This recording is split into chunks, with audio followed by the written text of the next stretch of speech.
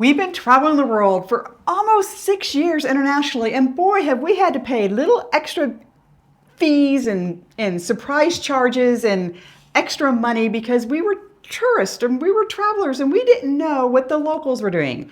So in this video, we're going to help you uncover where those little hidden pennies and dollars and quarters and nickels add up so that you don't have to pay them and you can figure out the local way to pay for something rather than the tourist way to pay for something. Are you ready for that?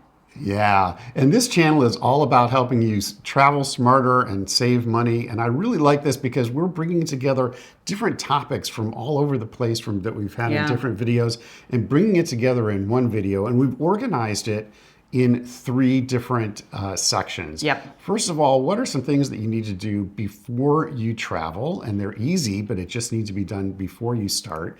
The second is when you land, right? When you land in that new country or that new location, what are some things that you need to do to save money and get yourself prepared? And the third is while you're there, while you're in this location, how do you save money and avoid some of those extra fees and things that tourists are normally paying that you can avoid? Hi, we're really glad you're here. We are Chris and Steve, a retired senior couple who sold our house, our car, and everything in them in Denver, Colorado in 2021, and we've been traveling the world full-time ever since with just our 2 carry-on suitcases. You may know us as Eat, Walk, Learn. We have a weekly newsletter that we publish on Substack, so please be sure to subscribe over there or come to our Facebook group where we post what we're doing almost every single day. On our website, you'll find over 200 locations to inspire you, and you can also read about our entire nomad life journey in our book series on Amazon. Right, so whether you're going on a 2-week vacation or you're heading out for full-time travel, all these things apply to you in each particular category. So let's start with the before you travel. So we're assuming you're still sitting in the US. Maybe you're already on the road and you just want some tips for how to avoid some things. The first thing is, a lot of other travelers talk about this, so we're gonna try to give it to you a little bit differently than what other bloggers say. So the first is, make sure you've got a no-fee debit card. What does that mean? Yeah, well, there's 2 fees that you usually pay when you're overseas when you have a debit card. One is you go to the ATM machine and there's going to be an ATM transaction fee. And we use Charles Schwab and they have a great no-fee ATM card. And what that means is that if you get charged a fee at the ATM machine, they reimburse you at the end of the month. Yeah. So you don't really have to worry about when the machine comes up and says it's going to be €3 or $6 or whatever. Do you want to continue? Yes, I want to continue, because it's going to get reimbursed, and it happens, and we've got 6 years of experience of that with getting reimbursed for those. The other is the foreign conversion fee, right? You want to get money in euros or crowns or whatever that you're going to get. A lot of times the ATM machine will ask you about that transaction, and it's very confusing. Yeah, and basically what it's asking you is, we've got to convert your money. And are we going to convert it here at the local ATM machine, or are you going to let the credit card or your debit card do the conversion? You want to have your debit card do that conversion. The bank that's attached to your card is going to do the conversion. So in our case, it's Schwab. We also use Chase. And all the cases that we have analyzed, the receipts and the ATM transactions and so on, we have consistently seen that our bank in the US has given us a better conversion rate than the local conversion rate at that ATM machine. Yeah. So decline that conversion. But what we should probably point out is, number one, if you're about to travel, don't go get money, cash currency from don't go to Wells Fargo and say, I need euro. Don't do that. That's a super expensive way to get money, and you're probably not going to use all that cash anyway. Number one, only get the cash that you need so you don't have to convert it back when you leave. Save that money of that conversion. And number 2, use that ATM machine in the airport when you arrive. Now, people will say to us, other bloggers will say, oh, don't ever use the ATM machine in the airport. It's too expensive. This is just malarkey, because you're letting your credit card or your debit card do the conversion, and you're getting reimbursed for the conversion for the ATM fee. All that gets negated regardless of which ATM machine you use. So you can use the airport one, you can use the one down the street, you can use the one at the bank, whatever. Make sure you always use a good one. Don't use some Joe's ATM machine. Right. But because you're properly using the card, it doesn't matter which ATM machine you use. So take the advantage of and the convenience of getting that money in the local airport, get the money, get those big bills, go over to the drugstore or the coffee shop, grab yourself a bottle of water so you can break that bill down, and then leave the airport. Yeah, and this relates to credit cards as well, because it's simply that the banks, they're in the business to make money, and if you don't know and you don't understand the best way to do it, they're going to make more money, and they're going to love you.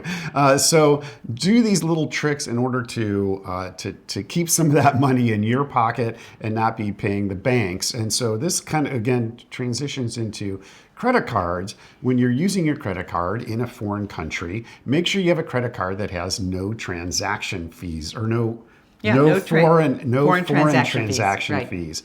And I've done this. I've made this mistake a couple of times, and I used the wrong credit card. And then you see your statement at the end of the month, and it's 3 cents and 6 cents and 19 cents and $1.06 whatever. Mm-hmm. You're like, what is that? And every single transaction, they're charging you to do that foreign currency transaction. And first of all, so get a credit card with no transaction fees. But in relation to credit cards, make sure we love our Chase Sapphire card.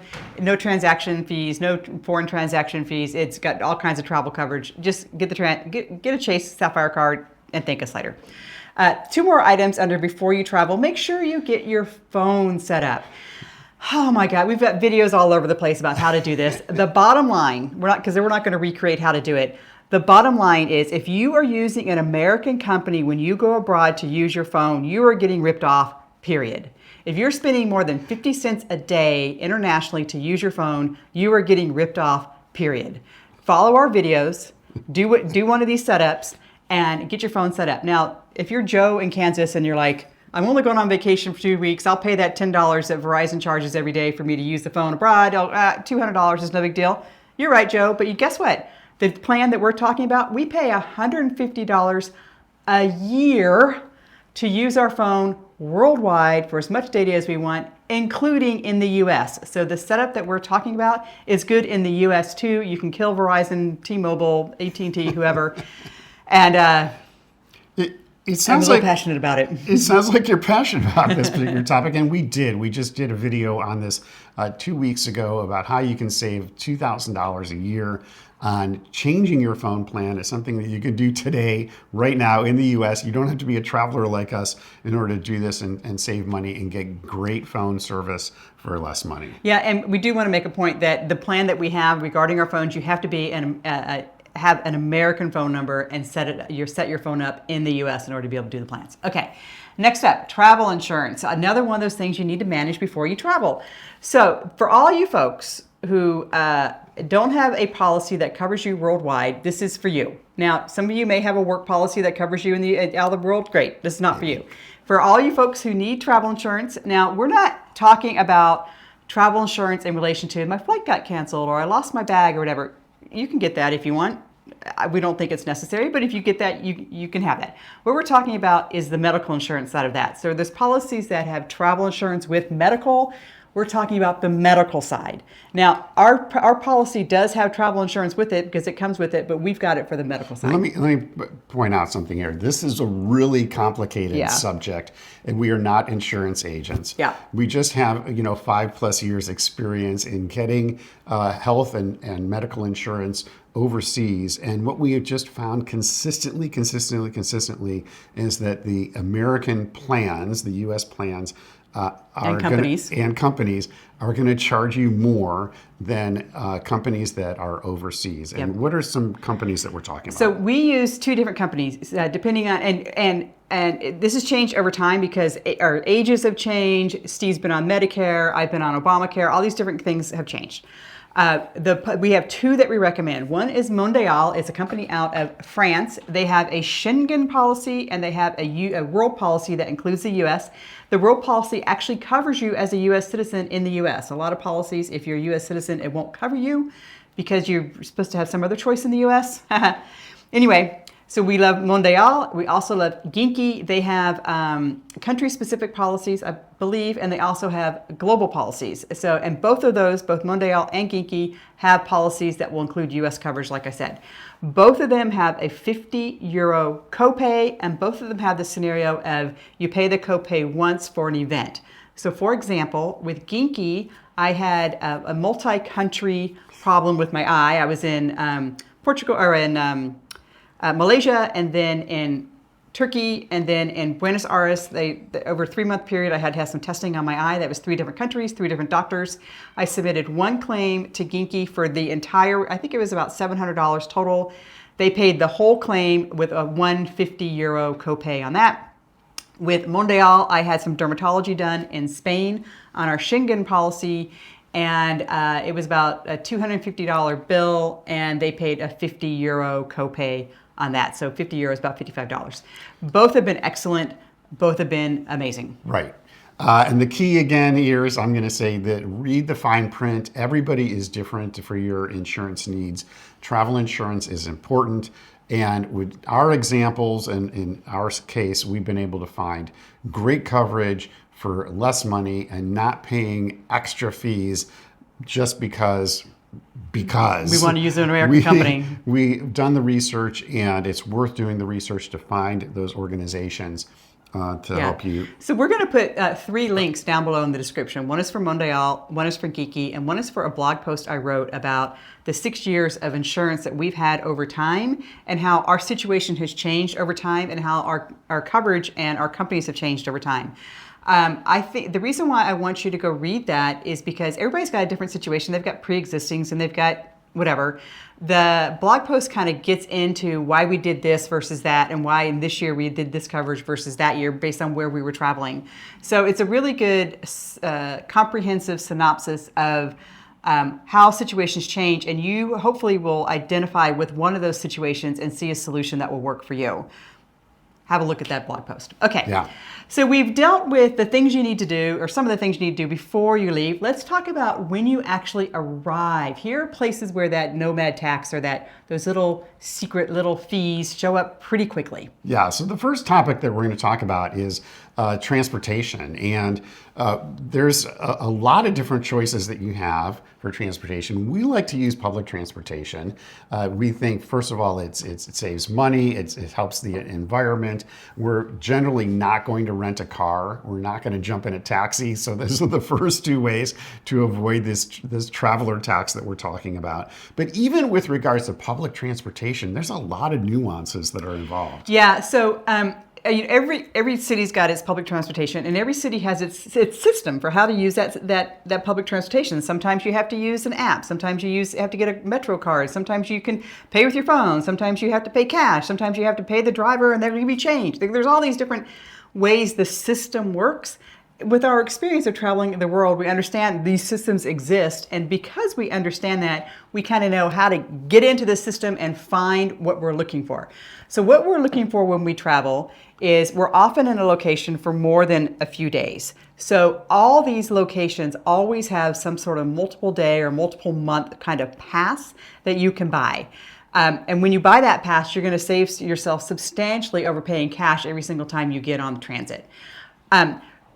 We probably should have put this in the before you arrive, because we just really screwed up on this big time. And you would think after almost 6 years of travel, we wouldn't have screwed up. But we screwed up when we got to Copenhagen. I don't think we necessarily screwed up. We certainly paid more than we should have, because we arrived in Denmark and Copenhagen. We took the train. First thing we did is take the train to Sweden, to where we're staying. And we realized afterwards that if we had bought the monthly pass when we were at the airport, it would have been included in that. So now we have the monthly pass, and this is something that was you had to do a little bit of digging to find, because it's not, going to be advertised as your 1-day tourist, transit pass. That's typically the most expensive way that you can travel, even though it's counterintuitive. But we found the monthly pass that includes a trip to the airport, which a lot of times is a premium, that it's an add-on.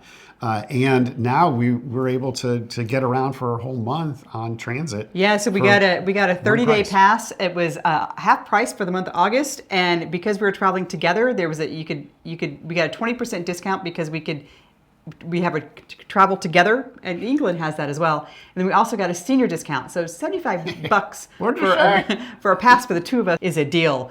We screwed up. We should have paid, because we had to pay $35 when we first left Copenhagen. But oh well, that's the Nomad tax that you pay. Yeah, and this is how you learn. You Yeah. know, you pay for something and you realize, oh, okay, I won't, make that mistake the next time. But you did mention rental cars. Also, in relation to rental cars, there's a lot of companies out there that aren't Avis and Hertz and all these brands that you know from around the world. Make sure when you Google that you're looking at the local options too, Eurocar and Discover Car. There's a couple of them out there that you really might find a much better price on your car rental. And in relation to that, for your insurance on your car rental, make sure you have a credit card that has insurance on it, so you don't have to pay at the counter for insurance.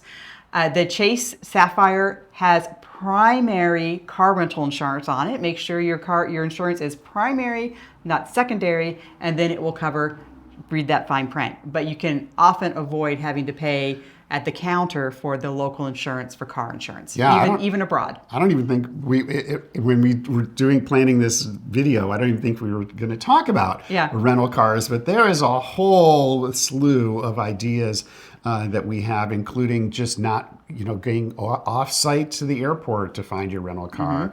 We're just looking at different ways that you can get different deals, maybe a week's rental instead of a 5-day rental, and it'll save you money. So there's a lot of ways to save money on rental cars. And then to that point, if you actually need a car for a long time, in Europe, for example, you can actually lease a car rather than rent a car. I've got an article below, I'll put it down below, of how we leased a car in France. We actually got a brand new car, picked it up in Italy, Rome, and drove it to Lisbon and paid, I think it was $35 a day, all in with insurance, all drivers, brand new car, and the pickup and drop off fees. I'll put that link down below for how to do that. Yeah, okay, we kind of got off the track there on car rentals, but back to cars. Here's the biggest ripoff out there. It is your taxi driver. And I apologize to all the taxi drivers out there. We love you. You're very entertaining and you have good information, but we love you as a rideshare, not as a taxi driver.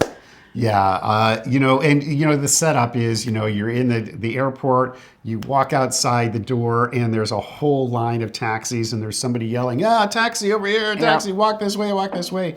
And if you don't do a little bit of research ahead of time, you're not going to know that there might be a lot of other options. And the other options may not be Uber and Lyft, right? That's what you're used to. But a lot of countries have rideshare companies that you may not be familiar with, that you need to download it on their app. Right. So you've got Diddy and Bolt and Free Now. There's a lot of them out there. So just do a quick Google on that. Get that app downloaded before you arrive. Often you have to put your credit card on. Your credit card company might be a little anxious about that. So do that when you're in the States. Download the app, set that up. When you arrive, you've got the app ready, and you can Uber, or you can do a rideshare. Now, a lot of airports don't allow rideshare. And so this is where you have to think about the system of transit to the airport, okay? So let's say I'm an employee and I work at the airport. I'm not taking a taxi to work. What do you do at the airport? Are you? Yeah, I'm a barista. I'm a barista. I'm just a barista. At the Starbucks at the airport? No, not the Starbucks, at the local little, in the Delta Lounge? Yeah, whatever. Anyway, I got to get to work, right? Well, I'm not paying a taxi to get to work, and I'm not paying the tourist express bus. You'll see those signs that say, take the express bus downtown. It's only $15. As an employee, I'm not paying that. And I'm probably not driving, because then I have to pay. I probably don't have a car. I'm not parking it at the airport. How am I getting to the airport? From a systems point of view, if you think about how the employee's getting to the airport, you can do the same thing. So just take a moment. Don't succumb to the taxi hailer. Come on over. It's so cheap and it's easy, and we'll take you there. We promise. Fingers crossed behind their back. Get in your Google app. Look it up, see what kind of transit there is, and just walk the extra 5 minutes across the street to get to the bus. Yeah, so the ride share is going to typically save you money. The advantage for me is that I know exactly how much it's going to cost, right? I've got it in the app. I know how much it's going to cost. The driver's not going to go off in 20 different directions to try to increase the bill. And there's great, communication, and I can, give them 5 stars, and there's also a little, safety button in the app just in case something happens. So gives me peace of mind, and I know I'm saving money as well. And if you've never used rideshare before you've left the U.S., do it a couple times in the U.S. so you see how it works, and then so you won't be a beginner right when you start. Okay, 2 other tips for what to pay attention to when you actually arrive. Make sure you're paying in the local currency. Now, what we're actually referring to here is, so you've gone to the restaurant, you've bought your lunch, they bring you the little machine, and you're going to swipe your card or tap your card to pay. In the US, they don't bring you the machine. They take the card, they go back to the back end to do it, whatever. Anyway, at the machine is going to ask you if you want to pay in local currency or your native currency, so US dollars. You want to pay in the local currency. Because then the machine says, okay, we're going to charge you in local currency, and then your bank on your credit card will then convert that. You don't want the machine to convert it for you because it's going to convert you at a really bad rate. So it will. If you say I want to pay in US dollars, it will convert it to US dollars, and you get like a terrible exchange rate. Yeah. So at the machine, you want to pay in the local currency. Yeah, we've seen between 3 and 10% premiums that have been charged just for the transaction, just for the privilege of allowing them. It's like, ooh, and it looks so. It's like, well, of course I want you to convert it. No, just say no. Pay in the local currency. Your bank at the back end is going to do the conversion, and you're going to get the best conversion rate. Right. So this is a little bit opposite of the ATM. It is. Okay, and then finally. We make the worst decisions when we're hungry, especially when we're looking for food. And we're often in the tourist center, and we pass by the plaque that's in English. Get a hamburger and fries for €15 or whatever, or the nice guys or the cute girls handing out the menu in English or with pictures on it because you can't read the local language. Bypass all of that. Go 3 blocks away. Get a good meal with the locals and get not only a better meal, but a cheaper meal with better company. Yeah. Now, I don't consider us being foodies, but what we do like is we like local cuisine, we like a traditional experience, and we don't want to spend too much for it. So that's why I, kind of avoid these big touristy trap kind of restaurants and look for the little out of the way places and try to find places that are off the beaten path where I can just get a better experience, a more local experience, and also pay a lot less. So and remember yesterday we were in the local cafe here in Sweden, and we were actually participating in a photography contest, and we got talking to somebody anyway. By the time we left, we had 37 suggestions of other things to do in town that were not on any of our lists that we had AI'd or Googled or read about in a blog. So 37 other things that we're going to do while we're here. And that's because we went to a local establishment where not the Starbucks. Locals go, not the place where all the tourists are going. We could chat up the locals and get some great information too. That's a great tip. Yeah. Okay, so now that we talked about when you arrive, let's talk about when you're out exploring. So you arrived, you now want to go do some things. What are some things that you should look for? So a perfect example of this is that cruise excursions. Holy cow, are those a ripoff? What is so funny about cruise excursions is it's a ripoff because the price ends in a 9. 29, 39, 59, 79, 229, 339, whatever. We do quite a bit of cruising, and may or may not be something that you're planning on doing, but it seems like these excursion prices just keep going higher and higher, and inflation has really grabbed hold on excursions for cruises. And the problem for me is that I know that the local operator is not making nearly as much as what you're paying the cruise line to do that. Now, yes, there's convenience. You don't have to worry about it. It's all taken care of. But I really like that genuine experience of getting off the ship and talking to locals and finding out with the real operators, the people the money is going directly to them in order to get those excursions. Yeah. Where was the best experience? Oh, well, we were in Jordan, and we got off the cruise ship and walked into town, and actually the taxi drivers were all hanging out, and we just went to go talk to a taxi driver. Lo and behold, the taxi driver had a friend who had a friend who had a friend who had a friend, that would take us up to Wadi Rum. If you've ever been to Jordan and you don't go to Wadi Rum, man, have you missed an experience. But for like a quarter of the price, I think it was $20, and the national park was charging $100. We did the exact same thing. We got in his truck, we went down Wadi Rum, we did all the things, we drank the tea, we went to the Bedouin tents, we did all of it for $20 rather than $100. So, but to this point though, if you want to do an excursion, but you don't want to do the cruise excursion, you can look at the cruise thing. It says, do this, do this, do this. You can replicate that off him via Viator or Get Your Guide. Now, both those companies also are conglomerates of local people, but they don't take near the amount of money, surcharge out of that fee that the excursions do. If you can possibly reach out to the tour operator directly rather than going through a Get Your Guide or Viator, we recommend that 100%. Go directly to the local person so that local person gets the most money. Now, I know some objections from people are going to be, oh, well, if I go with the cruise excursion, they're going to guarantee that I get back to the ship. This is true. And it's also probably you don't have to worry about your safety, relatively speaking. This is true. So when you are going with a non-cruise ship provided excursion, read those reviews, really have a conversation with the tour guide, make sure that they've got a history of getting you back to the ship on time, because they're in the business of getting you back to the ship on time, because if they get you back, they'll get business next week too. And, make sure they're not sketchy. You don't have an aha feeling. You've got, there's no red flags popping up. They've got, IDs and verifications hanging everywhere, and that they're legitimate folks. Yeah, I don't know. I like the guy, with the eye patch and and what do you have against people with eye patches? Just trust your gut. Trust your gut. Yeah, we have had some amazing experiences going into cities, getting off the cruise ship and exploring and talking to the locals and finding out, what's the best way to do the experience that we want to do.